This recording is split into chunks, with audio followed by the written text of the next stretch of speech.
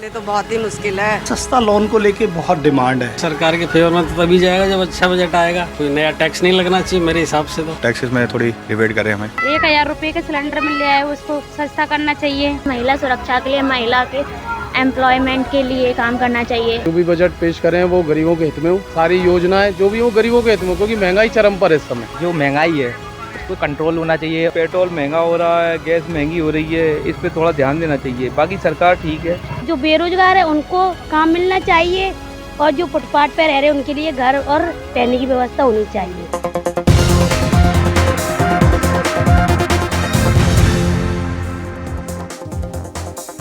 नमस्कार, स्वागत है आपका हमारे खास कार्यक्रम उम्मीदों के बजट में। साल 2024 का यूनियन बजट के पेश होने में अभी कुछ दिन बाकी हैं। 1 फरवरी को केंद्र सरकार अपना अंतरिम बजट यानी कि इंटरिम बजट पेश करेगी, क्योंकि कुछ महीनों में लोकसभा चुनावों की तैयारियां शुरू हो जाएंगी। ऐसे में मौजूदा सरकार को अंतरिम बजट पेश करना होता है। देश के सभी सेक्टर्स बहुत उम्मीदों से बजट ऐलानों का इंतजार कर रहे हैं, चाहे वो हमारे कृषि सेक्टर से जुड़े लोग हों, मैन्युफैक्चरिंग सेक्टर हो, परिवहन और शिक्षा से जुड़े सेक्टर्स हों, यानी फिर बड़े इंफ्रास्ट्रक्चर या फिर हेल्थ केयर इंडस्ट्री से जुड़े लोग। सबके लिए कुछ ना कुछ राहत और अच्छी खबर का उनको इंतजार है। इसलिए हर रोज एक खास सेक्टर की उम्मीदों पर हम चर्चा करेंगे।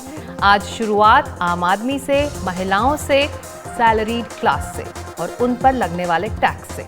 लोगों के जहन में कई सवाल हैं कि क्या चुनाव से पहले वाले बजट में लोक लुभावन वाले कदम उठाए जाएंगे? क्या आम लोगों को अंतरिम बजट में आम बजट से ज्यादा राहत मिलेगी? इन सारे सवालों का जवाब तो बजट आने पर ही मिलेगा, लेकिन आइए देखते हैं कि लोग उम्मीदें लेकर क्या रख रहे हैं। सभी ये चाहते हैं कि बढ़ती महंगाई के दौर में उन पर टैक्स का बोझ कम हो, लेकिन नौकरी पेशा लोग जिन्हें हर महीने एक बंधी हुई तनख्वाह मिलती है, उनके लिए वैसे ही महीने का खर्च चलाना मुश्किल होता है। और जनवरी का महीना खत्म होते होते सभी ये उम्मीद लगाए रहते हैं कि इस साल आयकर की छूट कुछ और बढ़ेगी। हमारे सहयोगी शुभांग सिंह ठाकुर ने ऐसे ही कुछ लोगों से बात की और ये पूरा मुद्दा समझने की कोशिश की।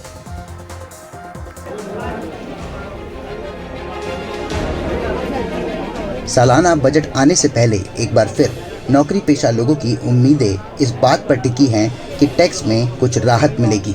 वैसे फिलहाल 2 अलग अलग तरह की टैक्स प्रणालियां चल रही हैं, नई और पुरानी।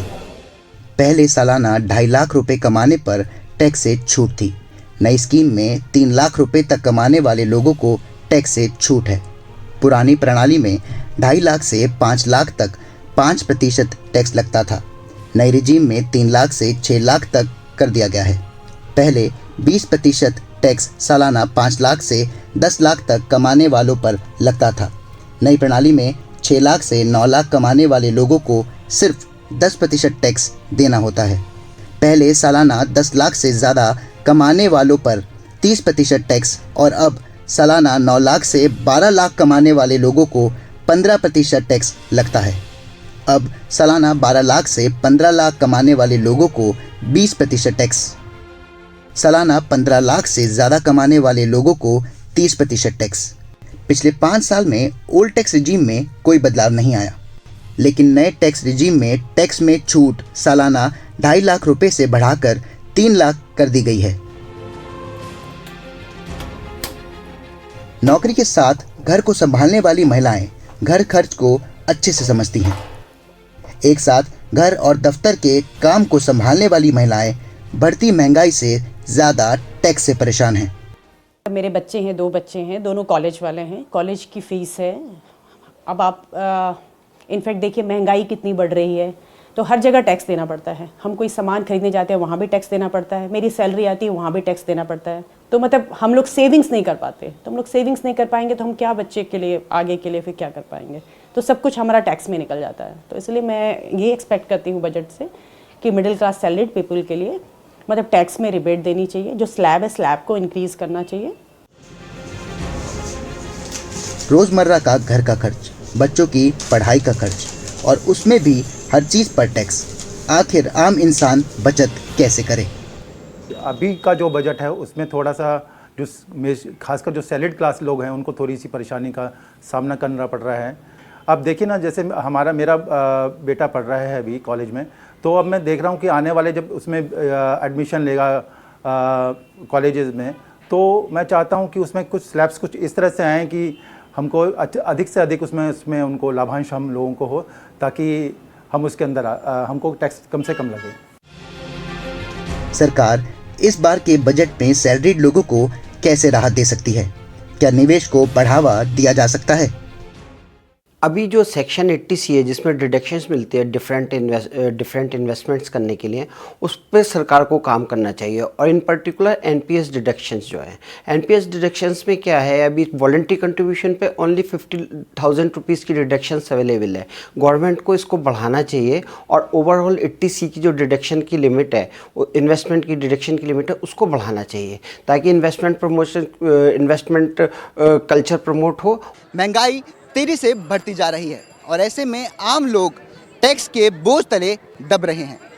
सरकार इस बार का बजट लाने वाली है। ऐसे में लोगों को उम्मीद है कि इस बार जो सैलरीड क्लास लोग हैं उनको लेकर के उनके फ़ायदे में कोई फैसला लिया जाएगा, यानी कि टैक्स से कुछ राहत इस बार लोगों को देखने को मिले। ये लोग चाहते हैं, क्योंकि चाहे उनकी सैलरी हो या कुछ सामान खरीदना हो, हर चीज़ में टैक्स है। तो अगर सरकार टैक्स से कुछ राहत दिलवाती है तो लोगों को सांस लेने में आसानी होगी। दिल्ली से कैमरामैन मुरसलीन के साथ शुभांग सिंह ठाकुर, एनडीटीवी इंडिया। और इसी मुद्दे पर चर्चा करने के लिए दो खास मेहमान, धीरेन्द्र कुमार, संस्थापक और सीईओ वैल्यू रिसर्च, और सोनू अय्यर, टैक्स विशेषज्ञ ईवाई इंडिया के। आप दोनों का स्वागत है एनडीटीवी इंडिया में। आपने ये रिपोर्ट देखी धीरेन्द्र जी, टैक्स में राहत ताकि आम आदमी की जो सैलरीड क्लास है, जो नौकरी पेशा है, वो बचत अपना बढ़ा सके। तो ये सबसे बड़ी उम्मीद है इस बार के बजट से।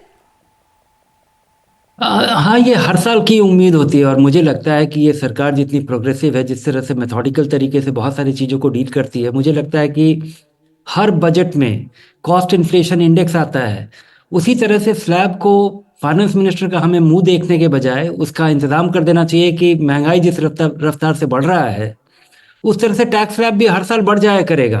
तो अगर ऐसा कर दिया जाए तो मेरे ख्याल में ये काफ़ी मॉडर्निटी की तरफ हम बढ़ेंगे। लेकिन हमें नहीं भूलना चाहिए कि ये जो जीएसटी का जो रिजीम है, जिसमें कि हर चीज़ पे हमें बताया जाता है कि भारत में केवल 6.5 करोड़ लोग टैक्स देते हैं, जो पर्सनल इनकम टैक्स देते हैं। लेकिन जीएसटी के रिजीम में कोई देश का व्यक्ति नहीं बचा है जो टैक्स नहीं देता है, और वो भी अच्छा खासा, मतलब 5% से 18%। तो यहाँ पे मुझे लगता है कि ये जो महंगाई और ऊपर से जीएसटी का जो रिजीम है, वहाँ पे बहुत सारी चीज़ों में जो कि आम लोगों के रोज़मर्रा की चीज़ों की का जो कंजम्पशन है, वहाँ पे छूट दी जा सकती है। क्योंकि जो इनकम टैक्स की छूट है, ये अभी भी बहुत छोटी आबादी है जिसको इस पे ज़रूर मिलना चाहिए। मुझे लगता है कि इंसेंटिवाइज करने का जो चार्टर्ड अकाउंटेंट बोल रहे थे कि सेविंग्स और इन्वेस्टमेंट्स को इनकरेज करने के लिए जो 80C का जो प्रावधान है, उसमें 1.5 लाख रुपया में निवेश और 50,000 रुपये एनपीएस, वो जमाने से नहीं बदला है, उसको जरूर बढ़ाना चाहिए। जी, अब सोनू, चुनावी साल है इसलिए इंटरिम बजट आ रहा है, तो ऐसे में कुछ ऐसे फैसले की उम्मीद की जा सकती है ताकि लोग खुश रहें, उनके वोटर्स खुश रहें। हाँ बिल्कुल, जैसे आपने बताया चुनाव के साल के में आ रहा है बजट, और ये भी फाइनेंस मिनिस्टर, वित्त मंत्री ने खास खुलासा किया कि इस साल कुछ उम्मीद ना लगाइए, कोई स्पेक्टेकुलर अनाउंसमेंट नहीं होगी। पर जैसे कि आपके इतने सारे इंटरव्यूज में लोगों ने बोला कि महंगाई बहुत जबरदस्त है, तो उम्मीद तो लोगों को बहुत है कि कुछ तो होगा, और may be because election year है कुछ तो उम्मीद रखी जा सकती है। क्योंकि आपको याद है 2019 में भी इलेक्शन ईयर था, तो सरकार ने कुछ अनाउंसमेंट्स किए थे जो काफी लोकप्रिय रहे। तो इस साल में भी उम्मीद की जा सकती है। जो मेरे को धीरेन्द्र जी ने जो बोला ना, जीएसटी, और आपके हमारी बातचीत शुरू होने से पहले जो महिला ने बोला कि हम बाहर कुछ खरीदने जाते हैं तब जीएसटी देते हैं, सैलरी आती तब जीएसटी पे करना पड़ता, टैक्स कटता है। तो कुछ ऐसा प्रावधान लाना चाहिए जैसे कि आम आदमी को, जहां ये डबल वैमी ना हो कि जीएसटी भी हर चीज पे दे रहे हैं और सैलरी पे भी टीडीएस कट रहा है। तो कहीं किसी को इनकरेज करने के लिए कि अगर आप जीएसटी दे रहे हैं अपनी purchase of goods and services पे, उसका कोई लाभ आपके इनकम टैक्स में मिले। और जैसे धीरेन्द्र जी ने कहा कि इनकम टैक्स देने वालों की मात्रा कम है, पर जो जीएसटी तो हर किसी को लग रहा है ना, तो वो उस तरफ से अगर सरकार सोचे तो कुछ फायदा हो सकता है और आम आदमी को, और एक पॉपुलर मेजर भी देखा जा सकता है इसको। जी धीरेन्द्र जी, जो आप बात कर रहे थे एटीसी और एटीडी डिडक्शंस में, उसके एनहांसमेंट से भी एक आम सैलरीड इंसान को फायदा मिलेगा? जी हाँ, बिल्कुल फ़ायदा मिलेगा। हालांकि अब वो आप कंज्यूम नहीं कर पाएंगे और उससे इमीडिएट राहत नहीं मिलेगा, लेकिन वो हमारे देश में एक सेविंग का कल्चर रहा है और इन्वेस्टमेंट्स को इनकरेज करने के लिए सरकार बहुत सालों से ये इंसेंटिव देती आई है। लेकिन ये जो 1.5 लाख रुपया है, ये कई सालों से ये फ्रोजन है, ये बढ़ा ही नहीं है। तो अगर आपकी आमदनी बढ़ रही है, खर्चा बढ़ रहा है, महंगाई बढ़ रही है, तो कम से कम ये लिमिट भी तो बढ़ाना चाहिए। और तीसरा चीज, एक ज़रूरी चीज़ जो कि मुझे लगता है कि जिसके लिए सरकार सीधे तौर पे जिम्मेवार है, कि सरकार सबसे बड़ी बोरोअर है और उस पे और महंगाई की वजह से हमारे यहाँ जो इंटरेस्ट रेट्स है, और अब अधिकतर आम एक मिडिल क्लास सैलरीड आदमी के लिए एक मकान का लोन एक बहुत बड़ा खर्चा है। और वहाँ पे ब्याज दरों में कमी आने से लोगों को खासा राहत मिल सकता है, और जिस पे उनका बस नहीं चलता है। ये उनकी वजह से ऐसा नहीं हुआ है। जब लोगों ने लोन लिया था तब ब्याज दरें कम थी, आज ब्याज दरें बहुत बढ़ गई हैं। ब्याज दरों को कम करने का प्रावधान किया जा सकता है, और कम से कम लो कॉस्ट हाउसिंग एक सर्टेन लिमिट से नीचे वालों को जो इनकरेज कर रही है सरकार कि वो होम ओनर्स बने, और उनके लिए अगर कोई स्पेशल प्रोविज़न किया जा सके जो वो इंटरेस्ट पे करते हैं, और वो उसका लिमिट बढ़ाया जा सके, और इस तरह की उम्मीदें काफ़ी ज़्यादा हैं और शायद इसकी ज़रूरत भी है। बिल्कुल। कुछ और स्पेसिफिक में सोनू जाते हैं।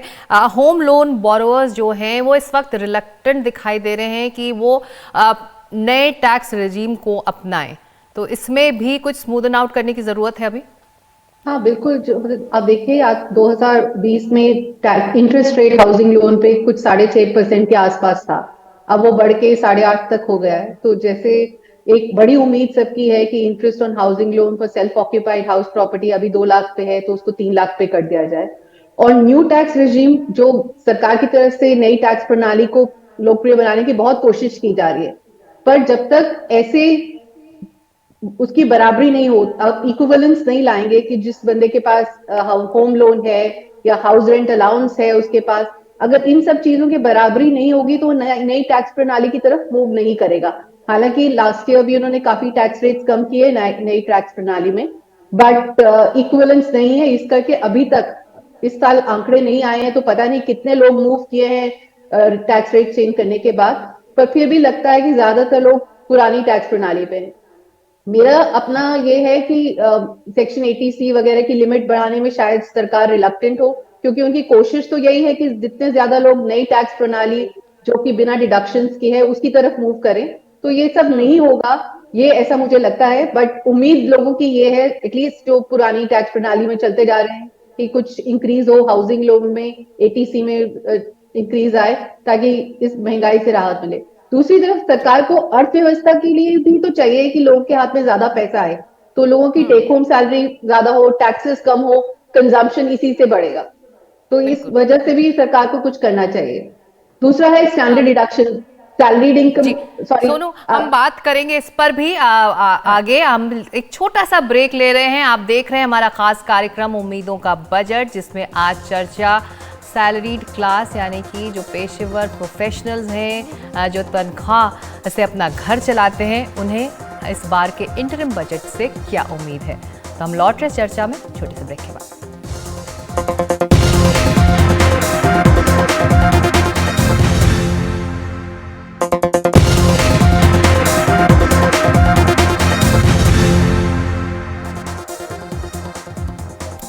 आप देख रहे हैं उम्मीदों का बजट, और आज चर्चा सैलरीड क्लास के उम्मीदों की। धीरेन्द्र कुमार और सोनू अय्यर हमारे साथ बने हुए हैं।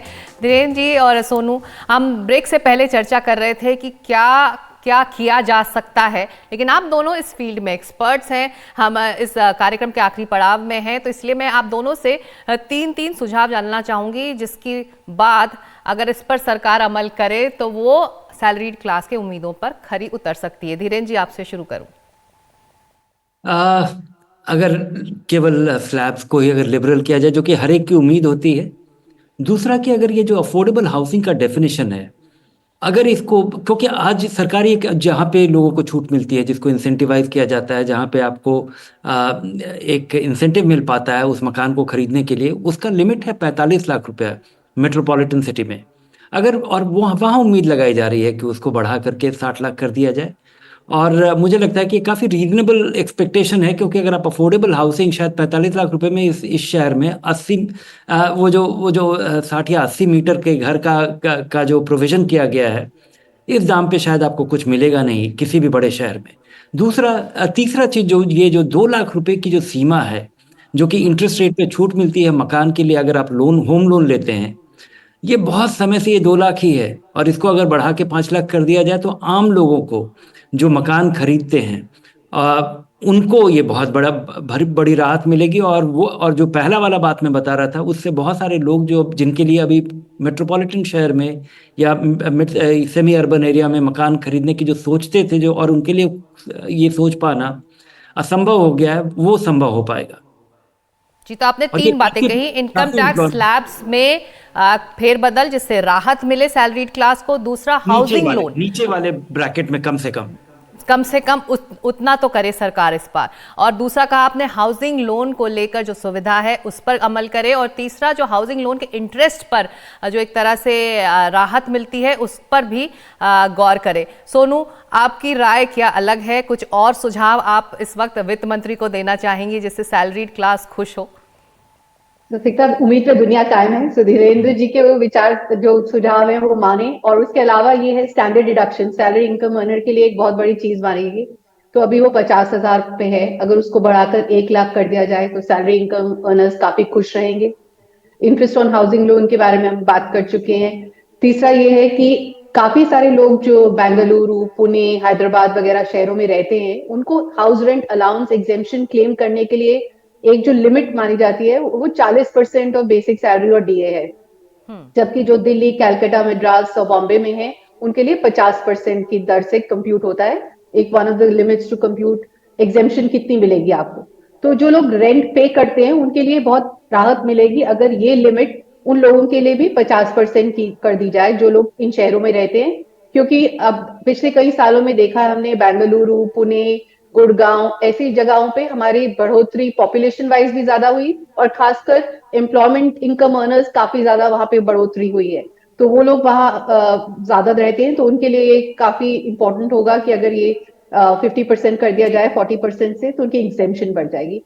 बाकी जो मेन चीज है कि अगर रेट्स में हेरफेर करेंगे तो वो फायदा होगा ही, और खास करके जो आज 7 लाख रुपए का इनकम, अगर आपका टोटल इनकम 7 लाख है और आपको टैक्स रिबेट 25,000 की मिलती है नई प्रणाली में, तो आपको टैक्स नहीं देना है। तो वो लोगों की उम्मीद होगी कम से कम at lower level of income that वो 7 लाख से 9 लाख हो जाए, टैक्स रिबेट बढ़ा दी जाए। पर ये सब करने के लिए फिस्कल रूम चाहिए इस सरकार को। तो इस तरह मैं और धीरेन्द्र बैठ के सुझाव दे सकते हैं, पर चलिए आप दोनों एक्सपर्ट्स इस फील्ड में, आप दोनों का काम सुझाव देना है। असल काम तो वित्त मंत्री को, वित्त मंत्रालय को करना है। देखना होगा कि वाकई उनकी झोली से आम सैलरीड क्लास के लिए क्या निकल कर आता है इस इंटरिम बजट में। बहुत शुक्रिया धीरेन्द्र कुमार और सोनू अय्यर इस चर्चा में शामिल होने के लिए। उम्मीदों का बजट कल फिर आएगा एक नए सेक्टर पर चर्चा करने के लिए। तब तक के लिए नमस्कार।